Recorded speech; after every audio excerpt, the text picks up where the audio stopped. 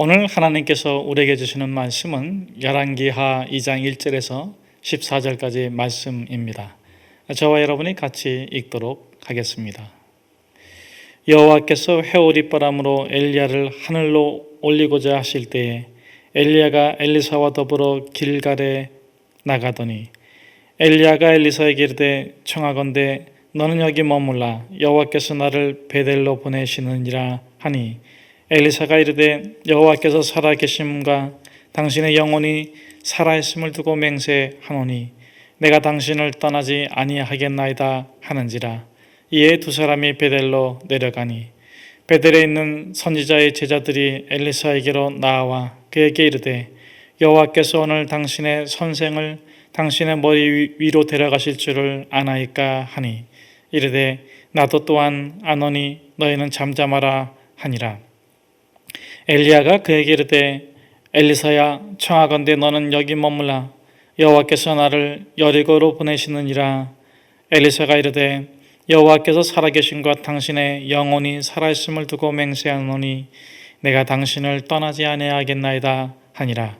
그들이 여리고에 이르매 여리고에 있는 선지자의 제자들이 엘리사에게 나와 이르되 여호와께서 오늘 당신의 선생을 당신의 머리 위로 데려가실 줄을 아시나이까 하니 엘리사가 이르되 나도 아노니 너희는 잠잠하라.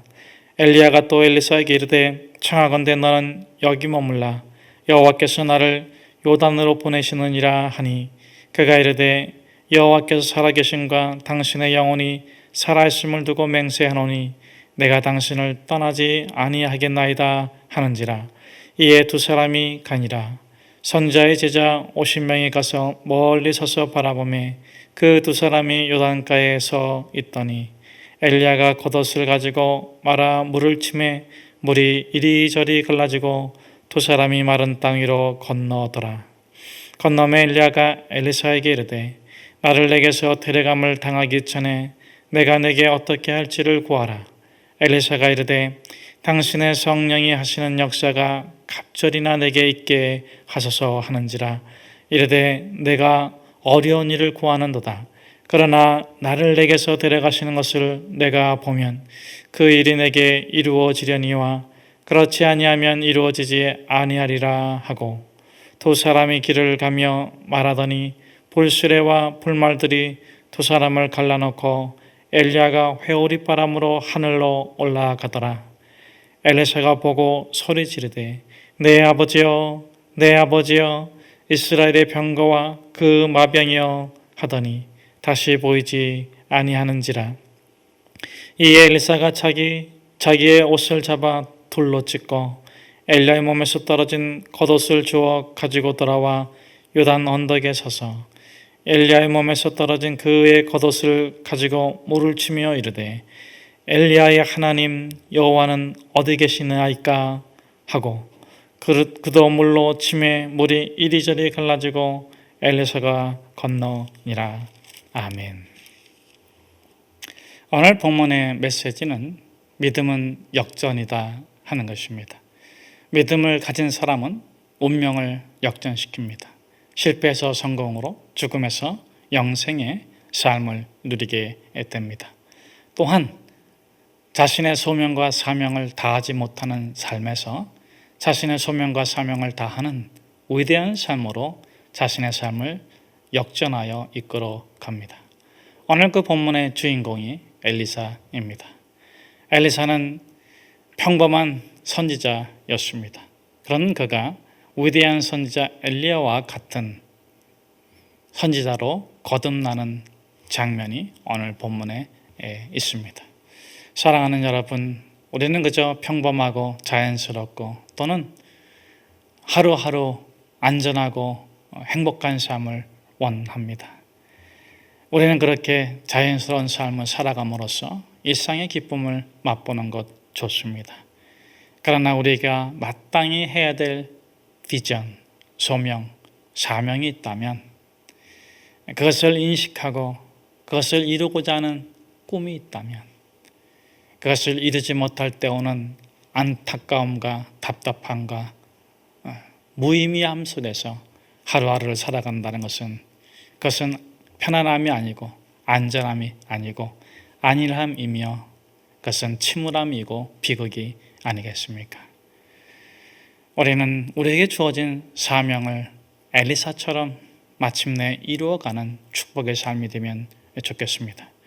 그렇다면 어떻게 엘리사가 엘리야의 그 능력과 지혜를 얻게 됩니까? 첫 번째는 믿음의 의지입니다.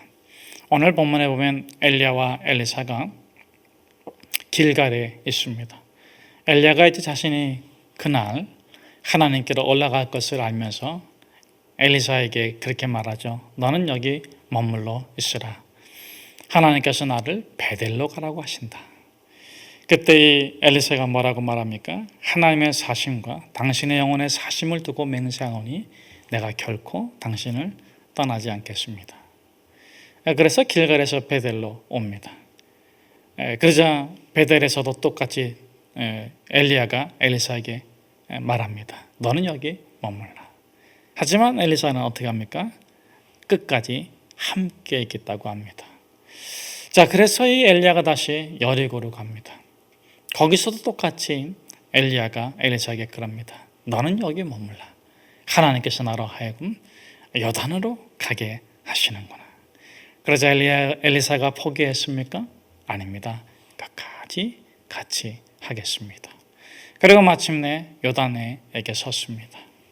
요단에 섰을 적에 엘리사가 엘리야와 함께 있을 때 엘리야가 겉옷을 벗어가지고 요단강물을 쳐가지고 마른 길로 요단강을 건너갑니다. 그리고 그때 이 엘리야가 엘리사에게 이렇게 이야기하죠. 너가 내게 구하는 것이 무엇이냐? 여러분, 믿음의 의지를 갖고 끝까지 따르는 자에게 결정적인 시간에 하나님이 개입하는 시간에 하나님이 그 마음의 소원을 응답해 주십니다. 이때 엘리사는 마음의 중심에 있는 것을 얘기하죠. 저는 당신의 성령의 역사에 갑절을 구합니다. 나는 당신과 같은 위대한 선자가 되기를 원합니다. 이렇게 구하지 않냐고 갑절을 구하는 것은 무엇 때문에 그럴까요? 저는 욕심이 아니다 이렇게 보고 싶습니다. 엘리야의 겸손함이다. 저는 당신처럼 훌륭하지도 못하고 탁월하지도 못하고 뛰어나지도 못합니다. 저는 반푼입니다. 저에게는 당신의 성령의 은사에 갑절이 있어요. 당신과 같은 위대한 하나님의 사람으로서 하나님께서 나에게 주신 소명을 다 할 수 있으니 갑절의 은사를 성령의 역사를 내게 허락해 주십시오. 사랑하는 여러분, 저는 여러분들이 하나님께 의지적으로 구하고 마지막까지 구하되 여러분의 처지와 형편에 비하여 갑절을 구할 수 있기를 축복합니다. 두 번째로 이 엘리사가 엘리야처럼 위대한 선지자로 거듭나는 데 있어서 어떤 요소가 있었습니까? 첫 번째는 믿음의 의지였고 두 번째는 믿음의 근원을 알았기 때문에 그렇습니다. 여러분, 엘리사는 엘리야에게 구하지 않습니다. 엘리야를 통하여 누구에게 구합니까? 하나님께 구하고 있습니다. 여러분, 사람을 보면서 신앙생활하지 마십시오. 사람과 함께 믿음의 공동체를 이루십시오. 그러나 그 사람을 통하여 역사하시는 하나님을 볼 수 있기를 축복합니다. 이 엘리사가 마지막까지 따라온 이유는 무엇입니까? 왜 처음부터 엘리야에게 구하지 않습니까? 엘리야는 하나님의 대사이고 하나님의 통로이지 그가 힘의 근원, 믿음의 근원, 그가 하나님이 아니라는 것을 엘리사는 항상 알고 있었던 것입니다. 그래서 힘의 근원인 하나님께 구하기 위하여 마지막까지 쫓아와서 엘리야가 하나님을 대신하여서 물어볼 때 대답한 것입니다. 사랑하는 여러분, 생명의 근원이요, 축복의 근원이요, 지혜의 근원이요, 우리 삶의 모든 근원이신 오직 여호와 하나님, 그 하나님을 바라보시면서 믿음 삶을 아름답게 이끌어 가시기를 축복합니다. 평범한 엘리사, 어쩌면 반푼인 엘리사가 위대한 믿음의 선지자로서 하나님께서 자신의 주신 소명을 다 이루는 삶의 역전을 이룬 세 번째 요소는 무엇입니까? 그것은 믿음의 인내였습니다. 여러분, 길갈에서부터 그렇게 요단강 건너까지 쫓아갔어요. 불병거가 임하는 그 직전까지 간 것이죠. 엘리야가 하늘로 높이 들려 올라가는 그 직전까지 가는 것입니다. 그래서 엘리야가 그 믿음의 의지, 또 힘의 근원 하나님께 구하는 것을 보고 묻습니다. 무엇을 구하느냐? 당신의 성령의 역사에 갑절을 구합니다. 그때 엘리야가 뭐라고 대답합니까? 주겠다고 합니까? 아닙니다. 그럼 주지 않겠다고 합니까? 아닙니다. 그럼 뭐라고 대답해요? 너가 큰 것, 구할 수 없는 것을 구하는구나. 그러나 그것을 너에게 주고 안 주고는 하나님께서 정하실 것이다. 만일 너가 내가 불병거를 타고 들여올려져 올라가는 것을 보면 하나님께서 너에게 허락해 주신 표징이다. 이때 엘리사가 어떻게 반응합니까? 짜증냅니까? 화냅니까? 내가 뭐 때문에 길갈에서부터 여기까지 쫓아왔는지 아십니까? 하고 대듭니까? 그렇지 않습니다. 엘리사는 겸손히 인내합니다. 거기까지 왔지만 하나님께서 그의 눈을 가리셔서 불병거 타고 엘리야가 올라가는 것을 못 볼 수도 있어요. 그 모든 노력이, 그 모든 행동이 헛되어질 수도 있는 순간입니다. 여러분, 그러나 그때 엘리사는 인내하지요. 받아들입니다. 인내가 뭡니까? 이루기 위해서 참는 것이죠. 그러나 성경적 인내는 받아들이기 위해서 참는 것이 인내입니다. 나의 뜻을 이루기 위해서 참는 것이 인내고, 내가 원하는 바를 이루기 위해서 참는 것이 인내고, 내가 원치 않는 것을 견디어서 내가 원하는 삶으로 가기 위해서 참는 것이 인내인데, 성경의 인내는 내가 원하든지 원치 않든지 하나님의 뜻이 나에게 이루어지기를 기다리는, 행여라도 그것을 거부하는 내 안에 본성과 본질이 있다면 그것을 참아내는, 하나님의 뜻이 온전히 임하기를 받아들이는 것이 인내입니다. 하나님께서는 그런 사람을 사용하십니다. 그런 사람을 축복해 주십니다. 물도온 하인들이 그런 사람이 아니겠습니까? 그 떠온 물을 포도주로 갖다 주라고 하는데 그들이 참지 못했다면 어떻게 되겠습니까? 그런데 그 순간 참습니다. 물을 떠서 포도주를 줄 때 물을 떠가지고 예수님 말씀처럼 포도주가 되지 않을지라도 인내하는 것입니다.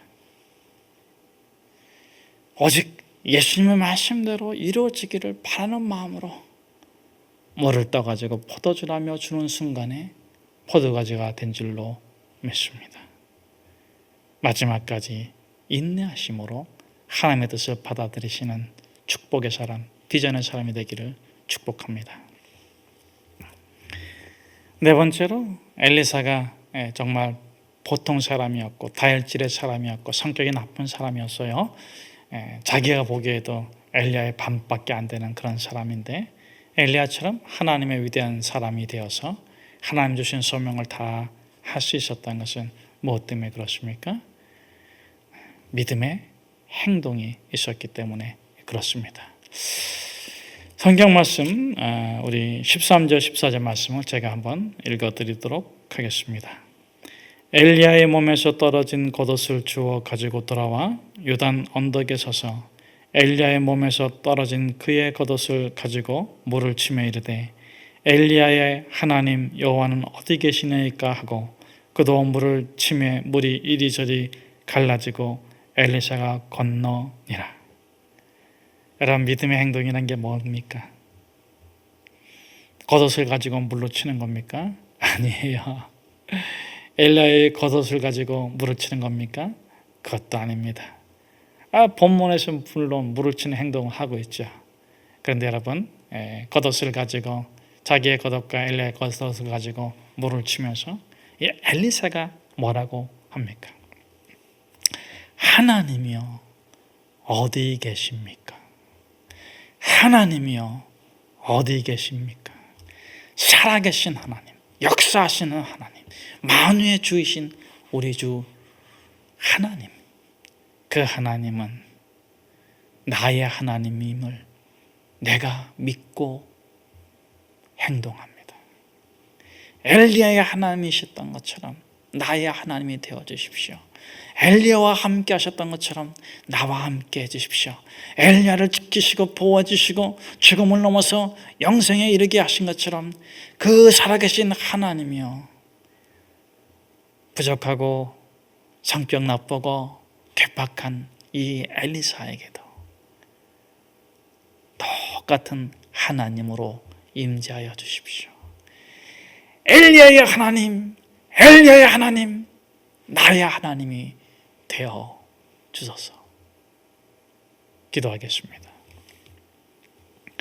하나님, 우리의 영혼이 거룩하고 완전하며 축복의 은혜를 마음껏 누리며 살아가기를 소망합니다. 우리의 성격은 거칠고 때로는 모간하고 상처투성일 때도 많이 있습니다. 그러나 하나님, 간절히 부르짖습니다. 엘리야의 하나님, 엘리야의 하나님, 나의 하나님.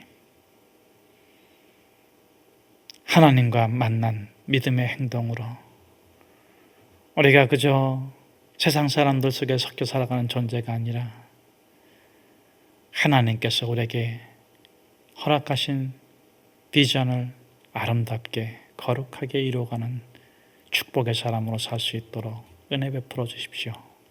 예수 그리스도의 이름으로 기도합니다. 아멘.